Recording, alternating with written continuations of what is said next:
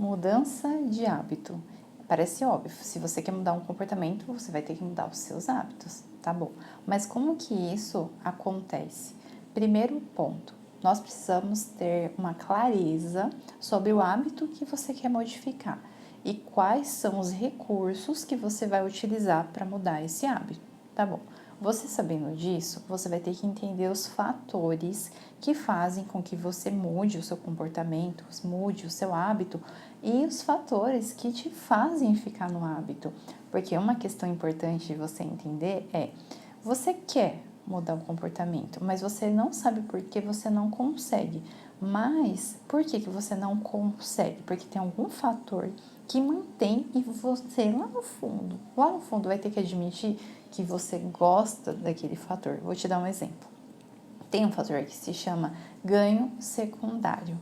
Supondo que você é uma pessoa que já tem ali na sua história uma demanda de querer atenção. Você sempre gosta que as pessoas perguntem como que você tá, ou ai, nossa, o que aconteceu? Você ficar rodeada ali. Se você tem um transtorno, se você tem um comportamento que é inadequado e isso faz com que as pessoas fiquem ali perguntando e fiquem em volta de você não vai querer sair desse tipo de comportamento. É um pouquinho delicado isso que eu tô falando, mas é comum a pessoa acabar acomodando naquele comportamento, acaba gostando de ficar daquele jeito porque ela tem um ganho.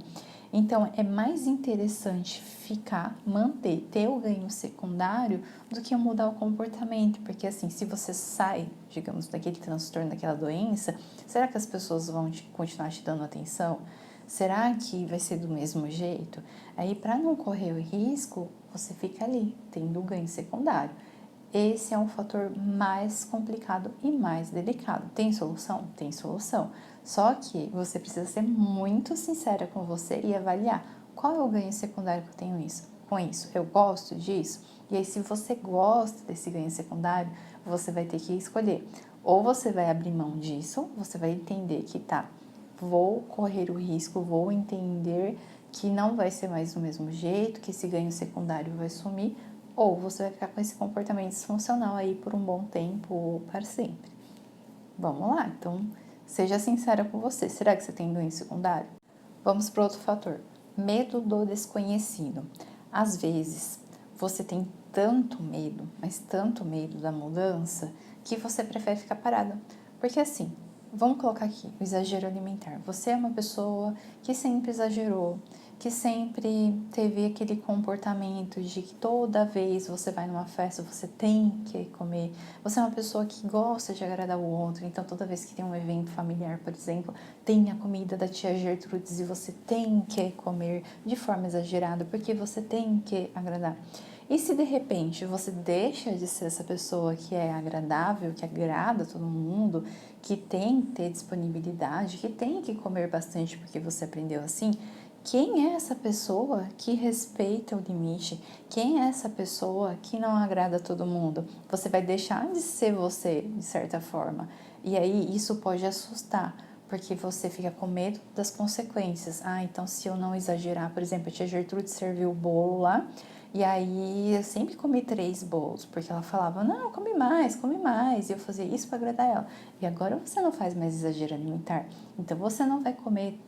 Tudo bem, né, gente? Para cada corpo, o exagero alimentar ele pode ser quantificado de uma forma. Não tô falando que 3 pedaços é exagero. De repente, para você não é, de repente, para o outro é, né? Meio difícil aqui quantificar. Mas supondo. Então, no seu padrão ali de fome, comer um pedacinho de bolo já tava ok. E a partir desse momento é assim que você vai ser. Você vai respeitar os seus limites. Tia Gertrude, você vai ficar chateada. Problema da tia Gertrudes. A partir de agora você é uma pessoa que você respeita o seu corpo, você respeita os seus limites. E quem é essa nova pessoa? Um monte de gente fala, nossa, ela mudou. Aí, será que você consegue sustentar essa mudança?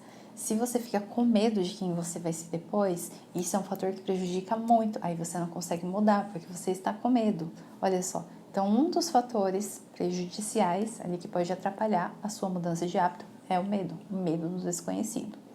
Outro fator é identidade ligada ao comportamento.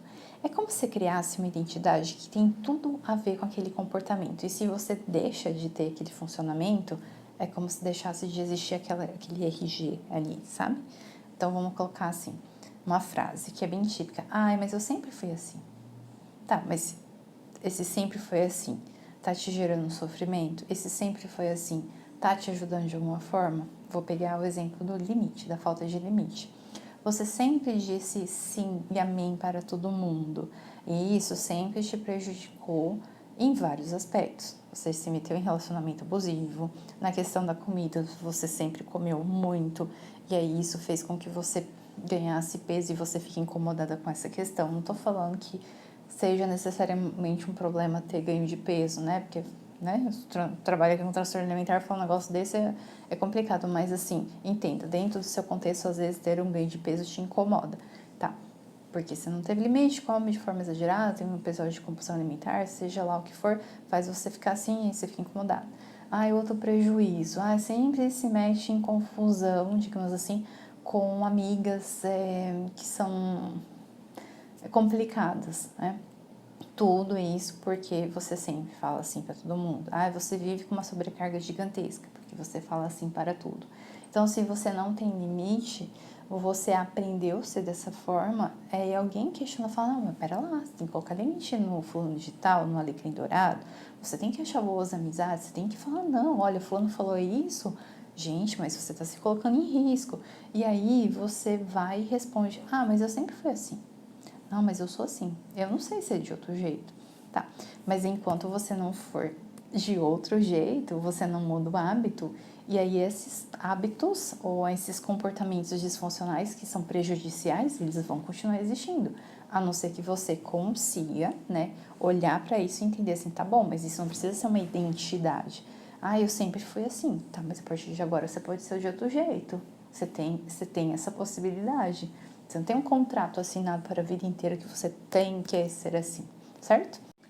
Outro fator que pode atrapalhar bastante no seu processo, e esse é delicado, porque dependendo da situação, pode ser que agrave o seu transtorno alimentar, o seu comportamento alimentar, o seu comportamento, seja lá qual for, porque vamos falar de situações afetivas, histórico, familiar, contexto familiar. O histórico familiar e o contexto familiar, ele é um fator que pode contribuir tanto para você mudar o seu comportamento, como para agravar o seu comportamento que já está prejudicial. Exemplo, você tem uma questão com o seu corpo, você está obesa. Aí você vai lá, faz seu tratamento, você tá naquele processo, você tá se cuidando, aí vem a sua mãe e fica falando, mas ó, você não se esforça, olha o tamanho que você tá, olha, fulana de tal perdeu 5 quilos em 5 dias, e você tá aí, faz 3 meses e não perdeu 1 quilo. Então assim, nesse contexto é extremamente prejudicial. Você não tem uma pessoa que está contribuindo com o seu processo, pelo contrário, está acabando com você. Então, isso é um fator que é importante de ser compreendido. Às vezes fica delicado, às vezes não é tão fácil, porque quando a gente fala de família, a gente está falando de afeto. Então, é difícil, de repente, você falar assim, tá bom, mas é minha mãe, tá bom, mas é meu pai, é minha irmã, é isso, aquilo, tá bom. Só que todas as relações, para ser saudável, ela precisa de limite. E quando se trata da família, é muito delicado, porque assim, tem família que é tão prejudicial que é melhor você ficar longe, mas é delicado a gente falar isso, então se afasta de fulano, que eu vejo tem um monte de psicóloga por aí falando, então afasta, fica longe. Não é bem assim, é difícil, não é tão simples, até porque você tem afeto lá pela pessoa, né? Você não quer ficar lá distante, por mais problemática que a pessoa seja. Mas o que é preciso você compreender é que você vai ter que se proteger de alguma forma, caso o seu contexto seja esse. Então, se de repente você está fazendo uma dieta, talvez você não vai poder contar, porque daí a pessoa vai falar, mas qual dieta? Mas a fulana fez a dieta tal, se você estivesse fazendo a dieta isso, aquilo. Então você vai ter que guardar informações, você vai ter que tomar cuidado com o que você fala, você vai ter que filtrar tudo, ou você vai colocar limite e falar, olha, não gostei do seu comportamento, não gostei do seu comentário, e ponto final, vai ter que se posicionar de alguma forma, porque esse contexto familiar, ele pode reforçar, vamos até colocar aqui, supondo você já vem de um histórico familiar, de outra forma, que daí as pessoas gostam muito de comer. E você tá ali se cuidando, fala, não, mas eu não quero ter mais exagero alimentar, eu tô com transtorno de compulsão alimentar, exemplo, e quero tratar isso, e minha família fica todo mundo em cima, que a hora que eu termino de comer, fala, mas você não vai comer, você tem que comer, a gente já se viu, não sei o quê, e fica lá em cima de você e tal. Então você vai ter que compreender qual que é o seu histórico, qual que foi a relação que você foi aprendendo com determinados tipos de comportamento, principalmente comportamento alimentar, o que você foi aprendendo a respeito, e se você muda, quem que tá ali para te ajudar e quem tá ali para não concordar com você e ficar atrapalhando seu processo, entende? Isso tudo precisa ser pesado, você precisa avaliar. Então, um fator que é muito importante é aquele histórico familiar, que é de onde começa a sua história, você poder compreender isso. Então, assim, será que na sua família tem pessoas com transtorno alimentar? Será que na sua família sempre teve gente que fez exagero alimentar? De repente, assim, toda vez que eu quero mudar um comportamento, que eu quero ficar melhor, toda vez minha família atrapalha, será que já tem essa dinâmica? Fique curiosa com a sua própria história, porque esse é um fator também, todos os fatores que estou falando aqui são importantes, né? É um fator muito importante de ser visto e talvez um dos mais difíceis, porque envolve muito afeto. Mas tudo bem, vale a pena você entender, investigar e ficar mais consciente sobre isso. Qualquer comportamento que a gente quer mudar, é importante você ter consciência, você entender, compreender ele como um todo, para daí saber para onde vai. E um fator que daí você já está estruturando, que eu sei que se você está fazendo as atividades, você já está fazendo isso e vai continuar fazendo, que é a estratégia. Esse fator estratégia é o que vai nortear, que vai te orientar, que vai te ajudar. Exemplo, você trabalha ali numa empresa, provavelmente as pessoas, cada uma tem seu cargo, cada uma tem sua função. Precisa de uma estratégia para a coisa funcionar, precisa ter horário, precisa ter uma quantidade de pessoas, precisa ter um investimento, precisa ter a organização ali de cada setor. Então tem estratégia, você tem que ter uma estratégia igual um jogo, né? Não sei se jogar aquele jogo War, tem que ter toda uma estratégia ali para ver para onde você vai, o que você vai fazer e tudo mais. Então o comportamento ele também precisa de uma estratégia.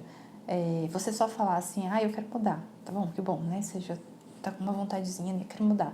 Mas qual que é a estratégia? Em quanto tempo você gostaria? Você tem uma expectativa? Não que seja aquela expectativa doida, tá? De uma semana, me poupe. Você tem uma estratégia assim, olha, eu queria por pelo menos 3 meses me dedicar para isso. Pega uma coisinha ali e seleciona, gostaria de cuidar disso. Eu vou precisar, investir no tratamento.